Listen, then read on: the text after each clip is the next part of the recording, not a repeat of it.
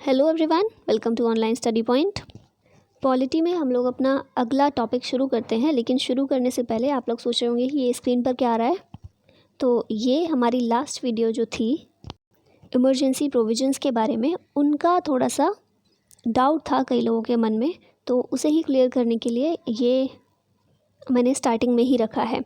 Doubt ये था कि जो पार्लियामेंट के पास जब आपातकाल लगाने के लिए कोई भी प्रस्ताव जाता है तो वो अप्रूव करने के लिए कितनी समय सीमा चाहिए। 3 तरह की इमरजेंसी होती है, हम सभी को पता है। तो उन तीनों में आप लोगों का कहना था कि नेशनल इमरजेंसी के लिए सिर्फ 1 महीने की ज़रूरत होती है, बाकी दोनों इमरजेंसी के लिए 2-2 महीने की। ठीक है, तो ये देखिए यहाँ पर आपको क्लियर हो जाएगा, जो मैंने बताया था वो बिल्कुल ठीक था। यहाँ पर बताया गया स्टेट इमरजेंसी के बारे में, या जिसे राष्ट्रपति शासन भी कहते हैं। 356 के अंतर्गत states that before issuing proclamation it is required to be placed before both the houses of parliament and shall end its effect at the expiration of 1 month unless both the houses of parliament approve it by resolution before the expiration of the said period। तो कितना period बताया गया है? 1 month. ठीक है, फिर है next ये आर्टिकल 352, जिसे हम कहते हैं नेशनल इमरजेंसी। इसके लिए क्या कंडीशन है? तो यहाँ देखिए, the proclamation is required to be approved by both the houses of parliament by the resolution with a month instead of 2 month. ठीक है, 2 मंथ की बजाय 1 month, by a total majority of the membership of each house of parliament and by the ratification of not less than 2/3 members present and voting in each house instead of a simple majority। एक और comment था इस तरह का कि 2/3 majority नहीं, simple majority से ही हो जाता है। तो ऐसा भी कुछ नहीं है, चाहे वो स्टेट इमरजेंसी हो या फिर नेशनल इमरजेंसी हो, सिंपल मेजॉरिटी से काम नहीं बनेगा, 2/3 मेजॉरिटी ही चाहिए। और फिर ये लास्ट है हमारा आर्टिकल 360। यहाँ हमने देखा 1-1 मंथ है, यहाँ पर भी 1 मंथ और यहाँ पर भी 1 मंथ है। ठीक है, अब है ये थर्ड फाइनेंशियल इमरजेंसी। इसमें क्या कहा गया है? Emergency imposed under Article 360 shall not have effect after the expiration of 2 months from the date it was issued unless both the houses of parliament approved it by passing a resolution। तो इसका time कितना है? 2 months. तो I hope यहाँ से आपका confusion clear हो गया होगा। बाकी दोनों इमरजेंसीज़ में 1 मंथ का पीरियड रहता है, टाइम पीरियड दिया गया है। 360 जो फाइनेंशियल इमरजेंसी होती है उसमें 2 मंथ का है, जो कि अभी तक कभी लगाई नहीं गई है। एक ये भी था इसको लेकर कन्फ्यूजन कि आप लोगों का कहना था कि यूपी में सबसे ज़्यादा बार लगाया गया है। तो एक फ़र्क देखिए ना, सबसे ज़्यादा बार और सर्वाधिक लंबी अवधि तक, सबसे लंबे समय तक और सबसे ज़्यादा बार, इन दोनों में फ़र्क होता है। तो सबसे लंबी अवधि तक जम्मू कश्मीर में ही लगाया गया है। तो आप थोड़ा सा ये शब्दों पर ध्यान दिया कीजिए। ठीक है, तो ये कुछ डाउट्स थे, और कुछ डाउट हो तो आप कमेंट बॉक्स में पूछ सकते हैं। तो चलिए अब शुरू करते हैं आज का टॉपिक।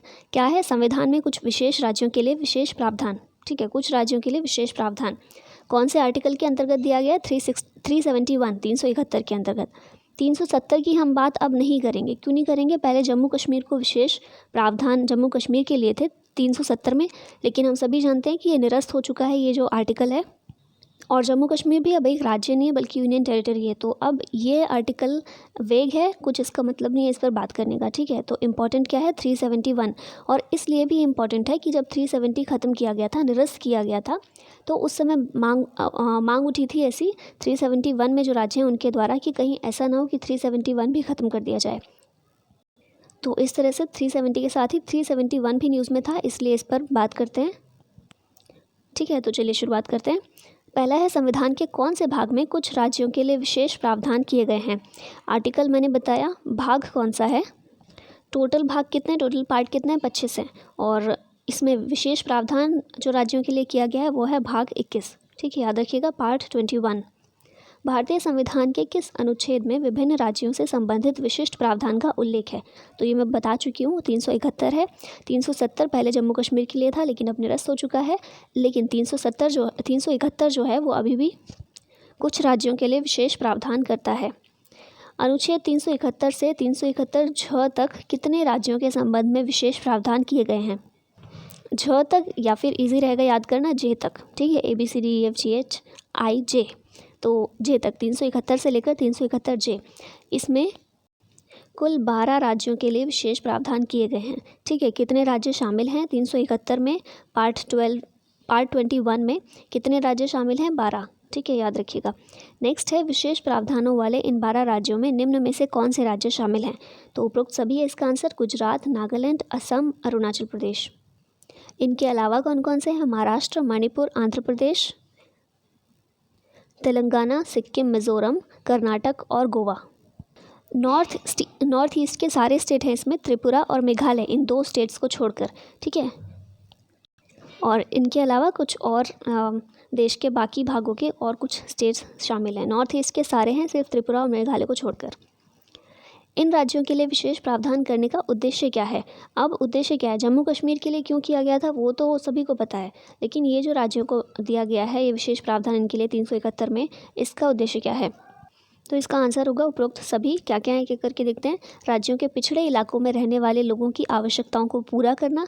ठीक है, पिछड़े इलाकों में जो लोग रहते हैं उनकी आवश्यकताओं को पूरा करना, जनजातीय लोगों के आर्थिक और सांस्कृतिक हितों की रक्षा करना और स्थानीय लोगों के हितों की रक्षा करना। जैसे ले लेते हैं नॉर्थ ईस्ट में ही, एक तो वहाँ पर बहुत सारी आदिवासी जनसंख्याएं देखने को मिलती है हमें, उसके अलावा स्थानीय लोग भी हैं जो उनके भी रहने का तरीका अलग है, उनके जीने का तरीका अलग है। ठीक है, वो अपनी जिस तरह से लाइफस्टाइल उनका है वो अलग है, जो देश के बाकी हिस्सों से काफ़ी अलग है। ठीक है, तो उन्हें किस तरह से संरक्षित कर सकते हैं, उनकी किस तरह से रक्षा कर सकते हैं, उनके सांस्कृतिक हितों की किस तरह से रक्षा कर सकते हैं। तो ये काम उन्हीं को सौंपा गया है, राष्ट्रपति के हाथों में दिया गया है। राष्ट्रपति के ज़रिए राष्ट्रपति राज्यपाल को ये काम देते हैं। फिर राज्यपाल अलग अलग तरह के प्रावधान करते हैं कि ये लोग अपनी संस्कृति की रक्षा कर सकें। ठीक है, तो इस तरह से ये सारे उद्देश्य हैं इन राज्यों को विशेष प्रावधान करने के लिए। इन राज्यों के लिए अनुच्छेद 371 इन राज्यों को विशेष शक्तियाँ प्रदान करने के लिए किसे प्राधिकृत करता है? तो ये याद रखिएगा, राष्ट्रपति को। अनुच्छेद 371 राष्ट्रपति को प्राधिकृत करता है कि वो इन सभी राज्यों में विशेष शक्तियाँ प्रदान करने के लिए राज्यपाल को शक्ति दे। ठीक है, शक्तियाँ राष्ट्रपति से राज्यपाल को जाती हैं, गवर्नर को जाती हैं, और फिर आगे गवर्नर को डिसाइड करना होता है कि किस तरह से वो किस तरह के प्रावधान करें कि उस राज्य में जो लोगों के हित हैं उन्हें सुरक्षित रखा जाए। फिर नेक्स्ट क्वेश्चन 371 निम्न में से किन राज्यों के राज्यपालों को विशेष शक्तियाँ प्रदान करता है? तो 371 में 2 राज्य ऐसे हैं जिनके बारे में बात की गई है। आंसर है ए और बी दोनों, महाराष्ट्र और गुजरात। पंजाब तो इनमें शामिल ही नहीं है, मैंने स्टार्टिंग में नाम बताया था, तो अगर आपने ध्यान दिया होगा तो आप पकड़ लिया होगा आपने। महाराष्ट्र और गुजरात ये दोनों ही 371 के अंतर्गत आते हैं। ठीक है, और राज्यपाल को ये शक्तियाँ देता है इस अनुच्छेद के अंतर्गत। राष्ट्रपति शक्तियाँ देता है राज्यपाल को कि राज्यपाल चाहे जब भी, मतलब राज्यपाल को जब भी ज़रूरत महसूस हो तो इन दोनों राज्यों महाराष्ट्र और गुजरात में अलग अलग क्षेत्रों के लिए अलग अलग विकास बोर्ड की स्थापना करे, और वो विकास बोर्ड सारे विकास के काम को देखे। जो भी स्थानीय लोग हैं उनमें तकनीकी शिक्षा, व्यावसायिक प्रशिक्षण, इन सब के बारे में ध्यान दें। ठीक है, तो 371 महाराष्ट्र और गुजरात। फिर है अनुच्छेद 371 ए, हम सीरियल वाइज चलेंगे। 371 महाराष्ट्र गुजरात। 371 ए ये किस राज्य के लिए विशेष प्रावधान करता है? ये प्रावधान करता है नागालैंड के बारे में, और इस अनुच्छेद के अंतर्गत ही ये भी कहा गया है कि ऐसा कोई भी अगर संसद है या राज्य विधानमंडल भी है, ठीक है, नागालैंड की जो विधानमंडल है वो भी अगर कोई कानून बनाती है तो जब तक स्थानीय नागा जो लोग हैं उनकी सहमति नहीं होगी, जो आदिवासी या जनजातीय समुदायों के लोग हैं उनकी सहमति नहीं होगी, तब तक वो कानून वहाँ पर लागू नहीं किया जाएगा। ठीक है, पार्लियामेंट कोई भी नया कानून बनाकर भेजती है तो जब तक राज्य विधानमंडल उसको अप्रूव नहीं करेगा तब तक वो लागू नहीं होगा। तो 371 ए नागालैंड। असम और मणिपुर के लिए विशेष प्रावधान कौन से अनुच्छेद में दिए गए हैं? तो ये है बी और सी दोनों, क्रमशः बी और सी। ठीक है, 371 बी ये है असम के लिए और 371 सी ये है मणिपुर के लिए। इनमें क्या प्रावधान किया गया है कि राज्यपाल इनमें जो पहाड़ी इलाके हैं वहाँ के लिए राज्यपाल एक अलग से समिति का गठन कर सकता है। ठीक है, और वो समिति वहाँ का सारा काम देखेगी, विकास किस तरह से हो रहा है, कैसे नहीं हो रहा है। तो 371 बी असम के लिए, 371 सी मणिपुर के लिए। नेक्स्ट है 2014 में तेलंगाना राज्य की स्थापना कौन से अनुच्छेद को विस्तृत करके की गई? तो ये है 371 डी। 371 डी में आंध्र प्रदेश के बारे में प्रावधान है, और फिर आंध्र प्रदेश से ही क्योंकि तेलंगाना अलग किया गया तो ये संविधान में इस अनुच्छेद को विस्तृत किया गया, और तेलंगाना राज्य के लिए प्रावधान भी फिर इस अनुच्छेद में शामिल किए गए।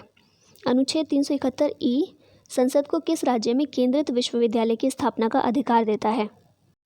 तो ये है आंध्र प्रदेश को, ठीक है। 371D ये आंध्र प्रदेश और तेलंगाना दोनों के लिए ही है। पहले सिर्फ आंध्र प्रदेश के लिए था। 2014 में जब तेलंगाना नया राज्य बना तो इस अनुच्छेद को विस्तृत किया गया और तेलंगाना को भी इसी अनुच्छेद में जगह दी गई, ठीक है। फिर डी के बाद आते हैं ई, 371E।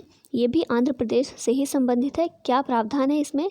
इस अनुच्छेद में प्रावधान है कि संसद आंध्र प्रदेश में केंद्रित विश्वविद्यालय की स्थापना कर सकती है जब भी संसद को ऐसा लगे, ऐसी ज़रूरत महसूस हो।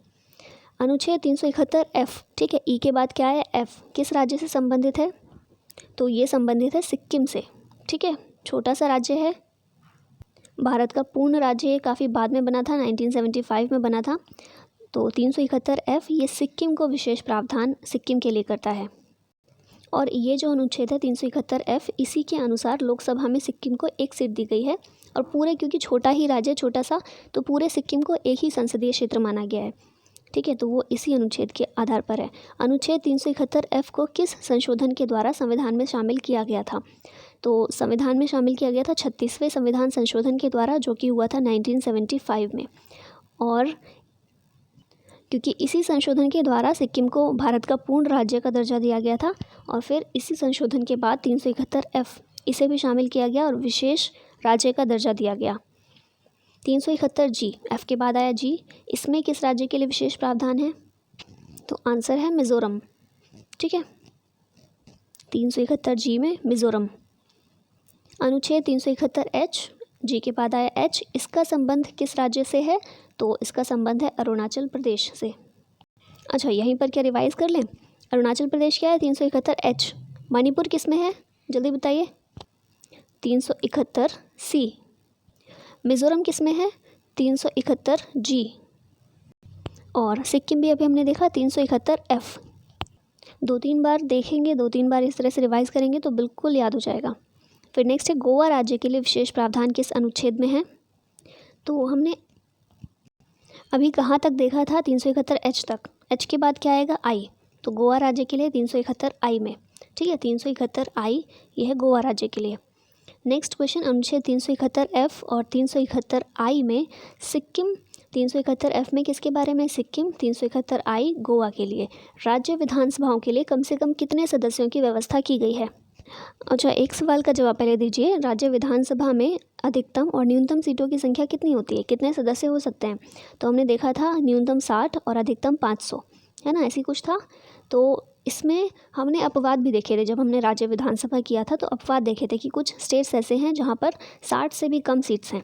तो उन स्टेट्स में से ही सिक्किम और गोवा एक हैं, ठीक है। सिक्किम भी छोटा सा है बहुत, गोवा भी बहुत छोटा सा है। तो वहाँ पर सिक्किम में 371F और गोवा में 371I, इन अनुच्छेदों में व्यवस्था की गई है कि सिक्किम और गोवा में राज्य विधानसभाओं के लिए कम से कम 30 सदस्य होंगे। मतलब 30 सदस्य की राज्य विधानसभा यहाँ पर बना ली जाएगी। जो 60 वाली न्यूनतम संख्या है इसको परे रखकर, क्योंकि इन्हें विशेष श्रेणी वाले राज्यों में रखा गया है, तो इसलिए यहाँ पर 30 राज्य विधानसभा में 30 सदस्यों की व्यवस्था की गई है, ठीक है। 371F Sikkim, 371I Goa. Next question है, अनुच्छेद 371J किस राज्य से संबंधित है? तो ये हमारा आखिरी है। 371J ये है कर्नाटक से संबंधित, ठीक है। बाकी बताइए जल्दी से। तेलंगाना 371D, ये तेलंगाना और आंध्र प्रदेश दोनों के लिए है। ये है ही ऑप्शन में 371D आंध्र प्रदेश के लिए, और केरल ये है ही नहीं, ठीक है। अच्छा, एक बार फिर से रिवाइज कीजिए। 371 में कौन कौन से हैं? महाराष्ट्र और गुजरात, ठीक है। 371A Nagaland, very good. B में है असम, सी में है मणिपुर, डी में है आंध्र प्रदेश और तेलंगाना, ये जो दिए हुए हैं, ठीक है। ये किस में है? डी में। फिर ई किस बारे में है? तो ये भी आंध्र प्रदेश से रिलेटेड है, लेकिन यहाँ पर केंद्रीय विश्वविद्यालय की स्थापना संसद कर सकते हैं आंध्र प्रदेश में इस अनुच्छेद के अंतर्गत। फिर एफ सिक्किम के लिए, जी मिज़ोरम के लिए, एच अरुणाचल प्रदेश के लिए, आई गोवा के लिए, और लास्ट में जे, जिसकी अभी हमने बात की, कर्नाटक के लिए, ठीक है। ये सारे हैं, 2-3 बार रिवाइज कीजिए, अच्छे से याद हो जाएगा। फिर नेक्स्ट क्वेश्चन है, अनुच्छेद 371J को भारतीय संविधान में 98वें संविधान संशोधन अधिनियम द्वारा संविधान में कब जोड़ा गया था? 371 बिल्कुल अभी हमने देखा कर्नाटक के लिए, ठीक है। तो हैदराबाद कर्नाटक क्षेत्र के लिए विशेष प्रावधान इसमें किया गया है और स्टार्टिंग से नहीं था, संविधान संशोधन अधिनियम के द्वारा जोड़ा गया। कौन से अधिनियम के द्वारा? 98, ठीक है। और ये हुआ कब था? 2012 में।